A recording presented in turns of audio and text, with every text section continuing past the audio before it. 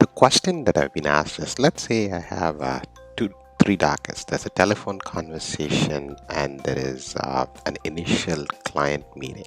This one is 0.6 hours and this one is 0.5 hours. Sorry, I'll say 0.8 hours, right?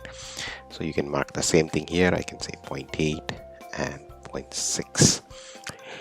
What if I decide that I don't want to build a telephone conversation now? I only want to build the initial conversation, initial client meeting. How do I go about doing that? So let me first save this pattern, show you a quick pre-build where both dockets are there, right? Where you see that this is the initial client meeting and the telephone conversation. And if you decide not to have the telephone conversation, all you need to do is just go here and get rid of that for now. That's it. If you do that, what uLaw will do is, even though you put the docket and you have the duration here, if this field is empty, it will not pick it up in the invoice. As you'll see now, only the initial client meeting would be picked up and there is no telephone conversation, right? Even if it was a flat rate, let's say it was a flat rate of $1,000, right? I'm just making it up. Now I'm going to do a pre-bill. It's going to have both, right?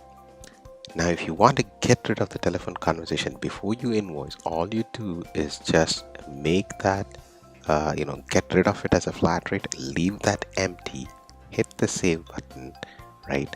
And then store it for future so that you don't have to invoice it right away. So if I do a pre-bill now, you'll only see the initial client meeting and we've completely ignored the other docket. So what uLaw does is it'll only pick dockets that have billable time to be part of an invoice. Now there are other features like backdate and stuff like that that you can use to actually arrange dockets. Like for example, even if you had this one, this was on the 16th, and let's say this one was on the 14th, right?